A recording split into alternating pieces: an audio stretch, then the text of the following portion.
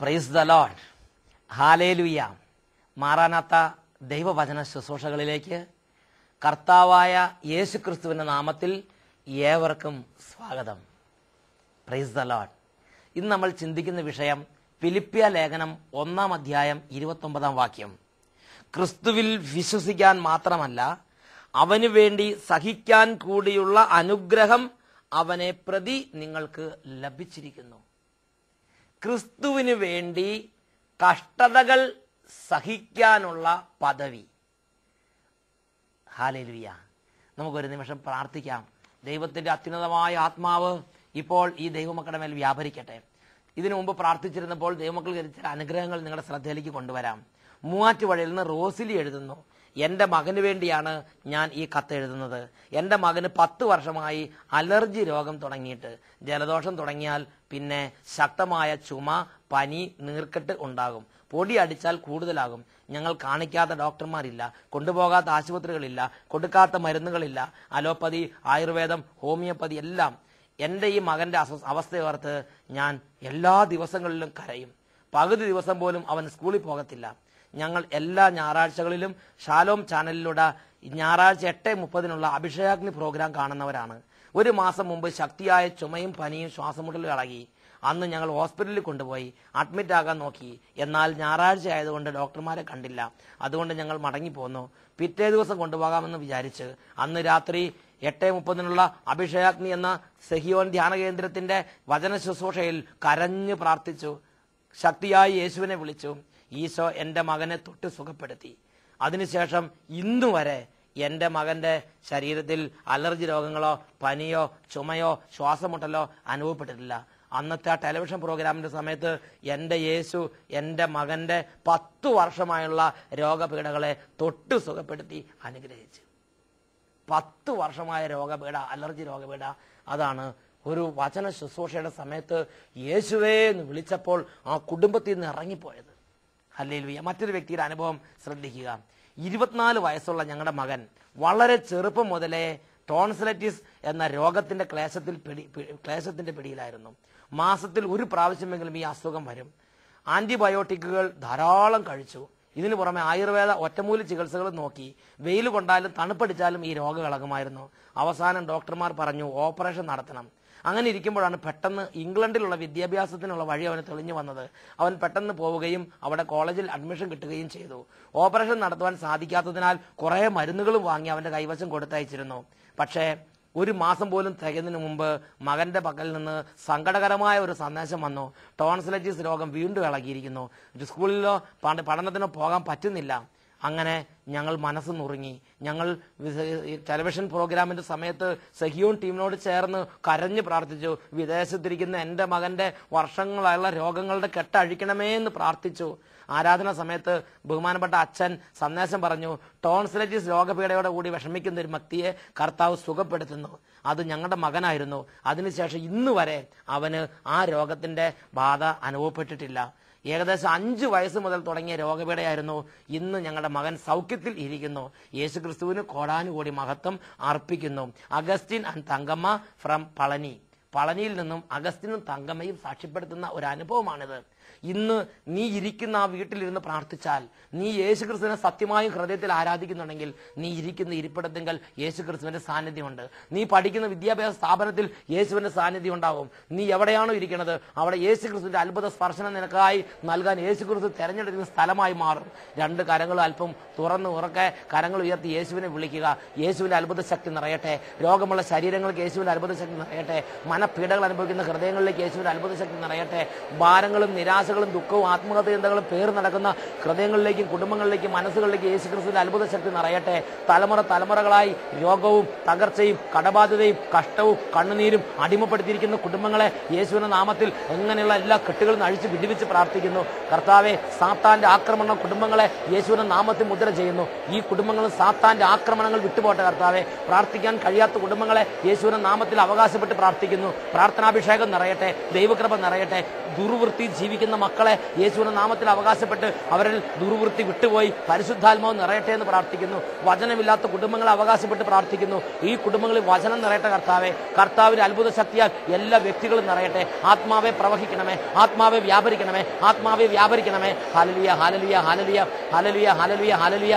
ഇപ്പോൾ പ്രാർത്ഥിച്ചുകൊണ്ടിരിക്കുന്നവരുടെ മേൽ പരിശുദ്ധാത്മ ശക്തി പ്രവഹിക്കുന്നു. കണ്ണടച്ച് കരങ്ങൾ അല്പം ഉയർത്തി വിശ്വാസത്തോടെ യേശുവിന്റെ നാമത്തെ വിളിക്കുക, യേശുവിന്റെ നാമത്തെ വിളിക്കുക, യേശുവിന്റെ നാമത്തെ വിളിക്കുക. അഭിഷേകം പ്രവഹിക്കട്ടെ, അഭിഷേകം നിറയട്ടെ, അഭിഷേക ശക്തി വ്യാപരിക്കട്ടെ. Hallelujah, hallelujah. യേശുവേ ആരാധന, യേശുവേ ആരാധന, യേശുവേ ആരാധന, യേശുവേ ആരാധന, യേശുവേ ആരാധന, യേശുവേ സ്തോത്രം, യേശുവേ നന്ദി. Price the Lord. ഹല്ലേലൂയ. ഫിലിപ്പിയ ലേഖനം 1-ാം അധ്യായം 29-ാം വാക്യം. അവന്റെ നാമത്തിൽ വിശ്വസിക്കാൻ മാത്രമല്ല അവന് വേണ്ടി സഹിക്കാൻ കൂടിയുള്ള അനുഗ്രഹം അവനെ പ്രതി നിങ്ങൾക്ക് ലഭിച്ചിരിക്കുന്നു. ക്രിസ്തുവിന് വേണ്ടി കഷ്ടതകൾ സഹിക്കാനുള്ള അനുഗ്രഹം. പ്രിയപ്പെട്ട സഹോദരങ്ങളെ, ഏതാനും വർഷങ്ങൾക്ക് മുമ്പ് ഒറീസ എന്ന് പറയുന്ന സംസ്ഥാനത്ത് ഒരു കുഗ്രാമത്തിൽ ഒരു സംഭവം ഉണ്ടായി. അരുൾദാസ് അച്ഛൻ, ആ അച്ഛൻ യേശുക്രിസ്തുവിന്റെ നാമം വഹിച്ച് യേശുക്രിസ്തുവിന്റെ നാമം പ്രസംഗിച്ച് ഈ ഇന്ത്യ മഹാരാജ്യത്തിന്റെ മലമ്പ്രദേശങ്ങളിൽ ചുറ്റി സഞ്ചരിക്കുകയായിരുന്നു. അന്ധകാരത്തിലും രോഗത്തിലും പൈശാചിക പീഡകളിൽ ഇരുന്നിരുന്ന അനേകം ജീവിതങ്ങൾക്ക് നിത്യപ്രകാശം നൽകി രക്ഷയുടെ വചനങ്ങളെ ഓതി യേശുക്രിസ്തുവിനെ പ്രസംഗിച്ച് നടന്ന അരുൾദാസ് അച്ഛൻ ഒരു രാത്രിയിൽ ഏതാനും മതവിരോധികളുടെ കഠിനമായ വൈരാഗ്യം ആ അച്ഛന്റെ ജീവൻ അപഹരിച്ചു. അമ്പും വില്ലുമായി വന്ന് കഠിനമായ വൈരാഗ്യ ബുദ്ധിയോടുകൂടി അവർ ക്രൂരമായി അച്ഛന്റെ മേൽ അമ്പെയ്ത് ആ രാത്രിയിൽ അച്ഛനെ അവർ നിഷ്കരുണം വധിച്ചു കളഞ്ഞു. ഇത് നമ്മുടെ ഈ രാജ്യത്ത് ഏതാനും വർഷങ്ങൾക്ക് മുമ്പ് സംഭവിച്ച ഒരു സംഗതിയാണ്. ഒരു മലമ്പ്രദേശത്ത്, ഒരു ഒറീസ സംസ്ഥാനത്തിന്റെ ഒരു പ്രദേശത്ത്, ഒരു കാട്ടുപ്രദേശത്ത് ആ അച്ഛൻ നിഷ്കരുണം വധിക്കപ്പെട്ടു. പ്രിയപ്പെട്ട സഹോദരങ്ങളെ, ആ വാർത്ത ഞാൻ കേട്ടപ്പോൾ എൻ്റെ മനസ്സിൽ ഒരുപാട് വേദനയുണ്ടായി. അപ്പോൾ ഞാൻ ചിന്തിച്ച്, ദൈവമേ, നല്ല ചെറുപ്പക്കാരൻ, ചോരത്തിളപ്പുള്ള പ്രായം, ഈ രാജ്യത്ത് ഇന്നും ഇങ്ങനെയുള്ള കിരാതമായ മനുഷ്യത്വരഹിതമായ പ്രവർത്തനങ്ങൾ നടക്കുന്നുണ്ടല്ലോ. എനിക്ക് അതിനെക്കുറിച്ച് വിഷമമുണ്ടായി. എങ്കിലും ഞാൻ കർത്താവിന്റെ സന്നിധിയിൽ പ്രാർത്ഥിച്ചപ്പോൾ കർത്താവ് പറഞ്ഞു, എൻ്റെ നാമത്തിൽ വിശ്വസിക്കുന്നവർക്ക് എന്റെ നാമത്തെ പ്രതി സഹിക്കാനുള്ള പദവി കൂടെ ഞാൻ കൊടുക്കും. ഇത് ഒരു വേദനയല്ല, ഇത് ക്രിസ്ത്യാനിക്ക് ഒരു പദവിയാണെന്ന് ദൈവത്തിന്റെ വചനം പഠിപ്പിക്കുകയാണ്. യേശു ക്രിസ്തുവിന്റെ നാമത്തെ വിശ്വസിക്കുന്നവർക്കുള്ള പദവിയാണ് യേശുവിന്റെ നാമത്തെ പ്രതി പീഡനം ഏറ്റുവാങ്ങുക, യേശുവിന്റെ നാമത്തെ പ്രതി രക്തം ചിന്തുക, യേശുവിന്റെ നാമത്തെ പ്രതി ജീവൻ എടുത്ത് അർപ്പിക്കുക. ഇതൊരു ക്രിസ്ത്യാനിക്ക് ലഭിക്കുന്ന അത്യുന്നതമായ ഒരു പദവിയാണ്. പ്രിയപ്പെട്ട സഹോദരങ്ങളെ, ചോരയിൽ മുളച്ചു പൊങ്ങിയതാണ് തിരുസഭ, ചോരയിൽ മുളച്ചു പൊങ്ങിയതാണ് ഈ വിശ്വാസം. ഈ വിശ്വാസം ഏറ്റുവാങ്ങുന്ന ഓരോരുത്തർക്കും ചോര ചിന്താനുള്ള അഭിഷേകം കൂടെ പരിശുദ്ധാത്മാവ് യേശുക്രിസ്തുവിന്റെ നാമത്തിൽ ആ വ്യക്തിക്ക് നൽകുന്നു. ഞാൻ ഏതാണ്ട് കഴിഞ്ഞ ഈ 2-3 മാസത്തിന് മുമ്പ് ആ പ്രദേശത്തെ കുറിച്ച് വീണ്ടും പഠനം നടത്തി. അപ്പോൾ ആ പ്രദേശത്ത് ഞാൻ കണ്ടൊരു കാഴ്ചയുണ്ട്. പ്രിയപ്പെട്ട സഹോദരങ്ങളെ, പണ്ട് 10-50 വിശ്വാസികളാണ് ആ പ്രദേശത്തുണ്ടായിരുന്നതെങ്കിൽ ഇന്ന് ആയിരക്കണക്കിന് വിശ്വാസികൾ തടിച്ചുകൂടിയിരിക്കുന്ന ഒരു പ്രദേശമായി ആ പ്രദേശം രൂപാന്തരപ്പെട്ട് മനുഷ്യബുദ്ധിക്ക് ആഗ്രാഹമാമിതമുള്ള പരിശുദ്ധാത്മാവിന്റെ പ്രവർത്തനം. ഇന്ന് അത് വലിയൊരു തീർത്ഥാടന കേന്ദ്രം പോലെ ജനക്കൂട്ടം തിങ്ങിക്കൂടുന്ന ഒരു പ്രദേശമായി അരുൾദാസച്ചൻ മരിച്ച ആ സ്ഥലം മാറി. അരുൾദാസച്ചൻ മരിച്ച ആ ഇടവക ആയിരക്കണക്കിന് വിശ്വാസികളുള്ള ഒരു പ്രദേശമായി മാറിക്കഴിഞ്ഞിരിക്കുന്നു എന്നാണ് ഈ അടുത്ത കാലത്ത് നടത്തിയ ഒരു സ്റ്റഡിയിൽ നിന്ന് അച്ഛന് മനസ്സിലായത്. Hallelujah, hallelujah. പ്രിയപ്പെട്ട സഹോദരങ്ങളെ, യേശുവിന്റെ നാമത്തെ പ്രതി ഒരു വിശ്വാസി ആ വിശ്വാസി രക്തം ചിന്തിയാൽ ആ രക്തം ഈ മണ്ണിൽ, ഈ ഭാരത മണ്ണിൽ അനേകരുടെ മേൽ ദൈവകൃപ സമൃദ്ധമാകുന്നതിന് കാരണമാകും. ദൈവകൃപ അനേകരുടെ മേൽ സമൃദ്ധമാകണമെങ്കിൽ വിശ്വാസം സ്വീകരിച്ച ഞാനും, വിശ്വാസം സ്വീകരിച്ച നിങ്ങളും, വിശ്വാസം സ്വീകരിച്ച ഓരോ മകനും മകളും യേശുക്രിസ്തുവിന്റെ നാമത്തെ പ്രതി രക്തം ചിന്താൻ വരെയുള്ള ആ പദവിയെക്കുറിച്ച് അഭിമാനം കൊള്ളണം. Price the Lord. യേശുക്രിസ്തു വളരെ വളരെ സ്നേഹത്തോടെ തെരഞ്ഞെടുത്ത ഒരു ജീവിതമാണ് പൗലോസ് അപ്പോസ്തലന്റെ ജീവിതം. പൗലോസ് അപ്പോസ്തലന്റെ ജീവിതത്തിൽ യേശുക്രിസ്തു അതിശക്തമായി ഇടപെട്ടു. ഈ ഭൂമിയിൽ ദൈവകൃപ അതിസമൃദ്ധമായി ഉണ്ടാകാൻ ദൈവ അഭിഷേകം ചെയ്ത ജീവിതമാണ്. ദൈവകൃപയുടെ പേമാരി, ദൈവകൃപയുടെ സമൃദ്ധി, ദൈവകൃപയുടെ പെരുമഴ ഭൂമിയിൽ പെയ്തിറങ്ങാൻ കാരണമായ ഒരു ജീവിതമാണ് പൗലോസ് അപ്പോസ്തലന്റെ ജീവിതം. യേശുക്രിസ്തുവിന്റെ കുരിശുമരണം വഴിയുള്ള അത്ഭുത കൃപയുടെ സമൃദ്ധി അനേകം ജനതകളിലേക്കും ഗോത്രങ്ങളിലേക്കും പരന്നൊഴുകാൻ കാരണമായ ഒരു ജീവിതമാണ് പൗലോസ് അപ്പോസ്തലന്റെ ജീവിതം.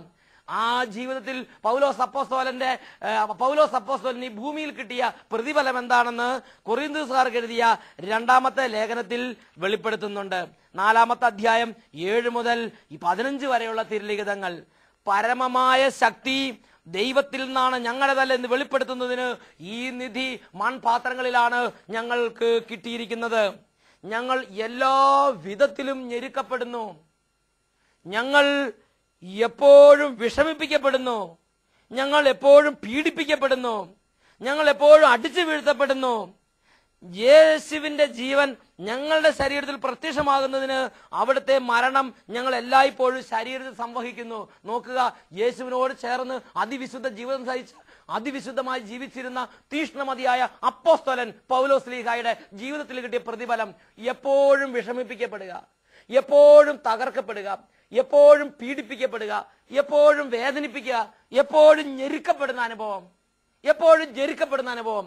ഇന്ന് ശുശ്രൂഷ ചെയ്യുന്ന പ്രിയ പൈതലെ, ഇന്ന് യേശുവിൽ വിശ്വസിക്കുന്ന പ്രിയ മകനെ, പ്രിയ മകളെ, ഇന്ന് കർത്താവിന്റെ സഭയിലുള്ള ശുശ്രൂഷക, നീ ഒന്ന് ചിന്തിക്കണം. എപ്പോഴും ഞെരുക്കം ഉണ്ടാകുമ്പോൾ, അത് സ്വന്തക്കാരിൽ നിന്നും ബന്ധുക്കളിൽ നിന്നും വ്യാജ സഹോദരന്മാരിൽ നിന്നും സ്വസഹോദരന്മാരിൽ നിന്നും ഈ ഞെരുക്കവും ഈ ക്ലേശവും ഈ വിഷമിപ്പിക്കലും ഈ പീഡനം ഉണ്ടാകുമ്പോൾ മനസ്സിൽ അഭിമാനം തോന്നണം.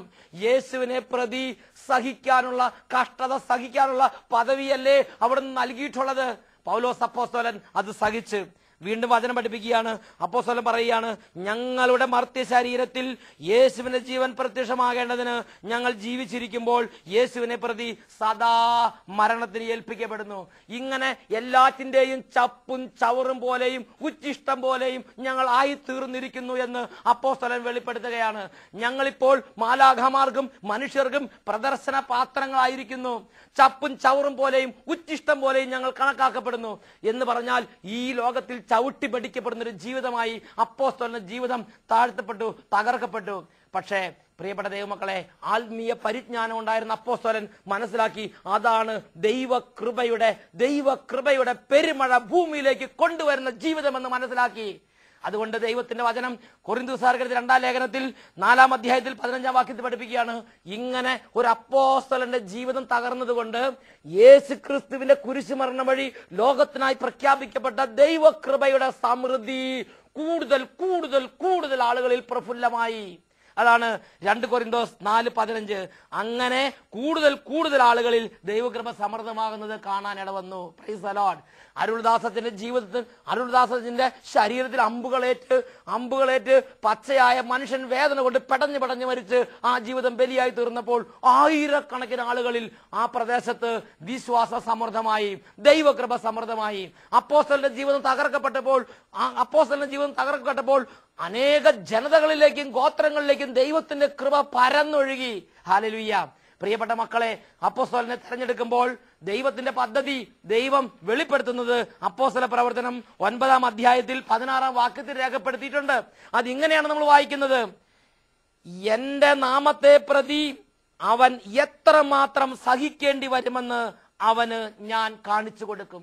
ഒരു വിശ്വാസിക്കുള്ള പദവിയാണ് യേശുവിനെ പ്രതി സഹിക്കാനുള്ള അനുഗ്രഹം. അപ്പോസ്തല പ്രവർത്തനം 5-ാം അധ്യായം 41-ാം വാക്യത്തിൽ അപ്പോസ്തലന്മാരെ യൂത പടയാളികൾ രഹസ്യമായി പിടിച്ച് കാരാഗൃഹത്തിൽ തല്ലിച്ചതയ്ക്കുകയും അവർ സംഘങ്ങളുടെ മുമ്പിലേക്ക് ആനയിക്കപ്പെടുകയും അവർ ന്യായവിചാരണ നടത്തപ്പെടുകയും രഹസ്യമായി പീഡിപ്പിക്കപ്പെടുകയും ചെയ്തിട്ട് മേലി നാമത്തെ കുറിച്ച് മിണ്ടിപ്പോകരുതെന്ന് പറഞ്ഞ് പുറത്തേക്ക് വിടുമ്പോൾ ആ അപ്പോസ്തലന്മാർ ചെയ്തൊരു കാര്യമുണ്ട്. യേശുവിന്റെ നാമത്തെ പ്രതി അവമാനം സഹിക്കാൻ യോഗ്യത ലഭിച്ചതിൽ സന്തോഷിച്ചുകൊണ്ട് അവർ സംഘത്തിന്റെ മുമ്പിൽ നിന്ന് പുറത്തേക്ക് പോയി. അതാണ് അപ്പോസ്തല പ്രവർത്തനം 5:41. പ്രിയപ്പെട്ട സഹോദരങ്ങളെ, റോമാലേഖനം 8-ാം അധ്യായത്തിൽ 18-ാമത്തെ വാക്യം, ഇന്ന് നമ്മൾ സഹിക്കുന്ന ഈ ഞെരുക്കം, ഇന്ന് നമ്മൾക്കായി ലഭിക്കുന്ന ഈ വിഷമിപ്പിക്കൽ, ഈ പീഡിപ്പിക്കപ്പെടുന്ന അനുഭവം, തകർക്കപ്പെടുന്ന അനുഭവം, ചപ്പും ചവറും പോലെയും ഉച്ചിഷ്ടം പോലെയും ആയിത്തീരുന്ന അനുഭവം, ഇത് വരാനിരിക്കുന്ന മഹത്വത്തോട് തുലനം ചെയ്യുമ്പോൾ തുലോം നിസ്സാരമാണ്. റോമാലേഖനത്തിൽ 8-ാം അധ്യായത്തിൽ 18-ാമത്തെ വാക്യത്തിൽ ദൈവത്തിന്റെ വചനം പഠിപ്പിക്കുകയാണ്, ഇന്നത്തെ കഷ്ടതകൾ വരാനിരിക്കുന്ന മഹത്വത്തോട് തുലനം ചെയ്യുമ്പോൾ തുലോം നിസ്സാരമാണെന്ന് ഞാൻ കരുതുന്നു. ഹല്ലേലൂയ. ഈ നിമിഷങ്ങളിൽ നമുക്ക് കർത്താവിനോട് പ്രാർത്ഥിക്കാം. ദൈവമേ, യേശു ക്രിസ്തുവിന്റെ നാമത്തെ പ്രതി കഷ്ടതകൾ സഹിക്കാനുള്ള വരം കൂടെ ഞങ്ങളുടെ മേൽ അഭിഷേകം ചെയ്ത് വളർത്തണമേ.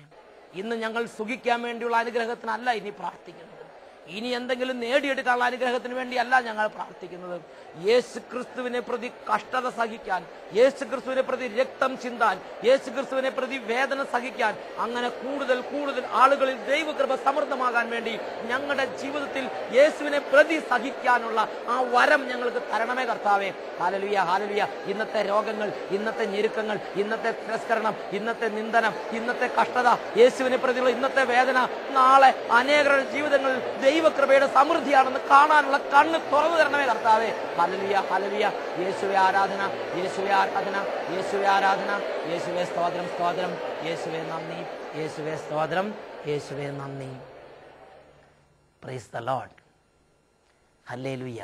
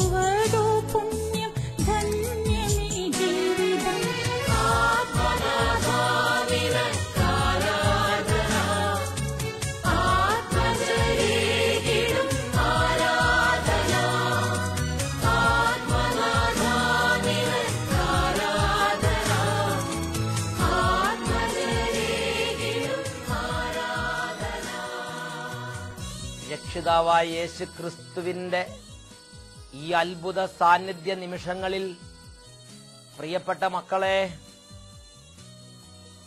ഹൃദയത്തിലെല്ലാ ഭീരുത്വങ്ങളും ഭയചിന്തകളും എല്ലാ ദുർബല ചിന്തകളും വിട്ടുമാറി സ്വർഗത്തിന്റെ പൗരുഷം നിറഞ്ഞു കവിയട്ടെ.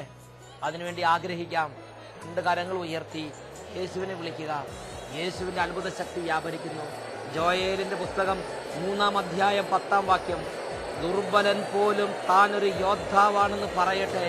കരങ്ങൾ ഉയർത്തി സ്ഥിതിക്കട്ടെ. Hallelujah, hallelujah. കർത്താവേ, അത്യുന്നത പ്രവാഹം, അത്യുന്നത അഭിഷേകത്തിന്റെ പ്രവാഹം ഇപ്പോൾ ഓരോരുത്തരുടെ ശരീരങ്ങളിലേക്കും ഹൃദയങ്ങളിലേക്കും ആത്മാവിലേക്കും നിറയട്ടെ. ദുർബല ആത്മാക്കളെല്ലാം ഉണരട്ടെ കർത്താവേ. എല്ലാ പേടിത്തൊണ്ടന്മാരും ശക്തി പ്രാപിക്കട്ടെ, എല്ലാ ഭീരുക്കളും ഉണർവ് പ്രാപിക്കട്ടെ, എല്ലാ ദുർബലരും ശക്തി പ്രാപിക്കട്ടെ കർത്താവേ. അങ്ങയുടെ മക്കളുടെ കുടുംബങ്ങൾ അഭിഷേകം കൊണ്ട് നിറയട്ടെ. രോഗികൾ ഇപ്പോൾ കർത്താവേ അങ്ങയുടെ നാമത്തിൽ ഉണർന്ന് എഴുന്നേൽക്കട്ടെ.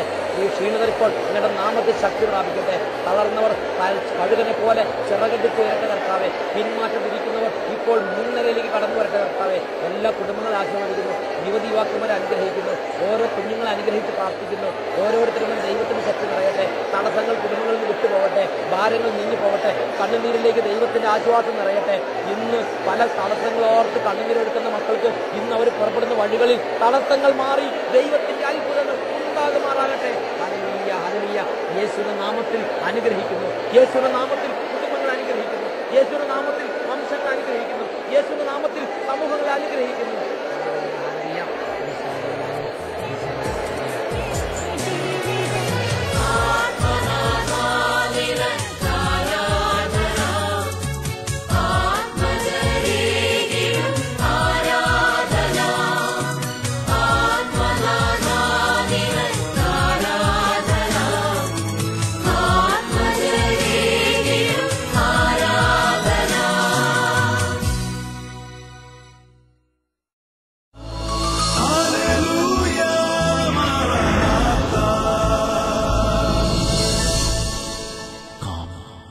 Lord Jesus.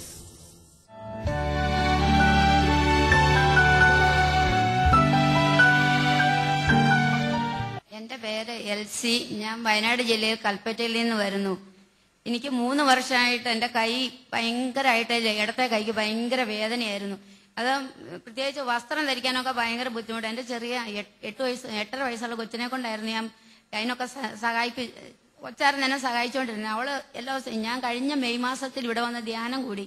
അപ്പൊ കൗൺസിലിങ്ങിന്റെ സമയത്ത് ഞാൻ ബ്രദറിന്റെ അടുത്ത് പറഞ്ഞു. ബ്രദർ പറഞ്ഞു, ഇപ്പൊ എന്നോട് കൈ പൊക്കാനൊക്കെ പറഞ്ഞു. പക്ഷെ എനിക്ക് കൈ ഇത്രയും വരെ പൊക്കായിരുന്നു, പക്ഷെ ഒട്ടും പുറകോട്ട് തിരിക്കാൻ മേലായിരുന്നു. അപ്പം ഞാൻ ഈ വീട്ടിലായിരിക്കുമ്പോൾ മോൾ എന്നെ ചെറുതായിട്ടൊന്ന് തട്ടിയാൽ മതി, അന്നേരം ഞാൻ വീണ് പോകുമായിരുന്നു. പല പ്രാവശ്യം ഞാൻ വീണ് പോയിട്ടുണ്ട്. അപ്പം ഭയങ്കര പുറകോട്ടൊട്ടും തിരിക്കാൻ മേലായിരുന്നു. അങ്ങനെ ഈ കഴിഞ്ഞ മെയ് മാസത്തിൽ ഞാൻ ധ്യാനം കൂടി.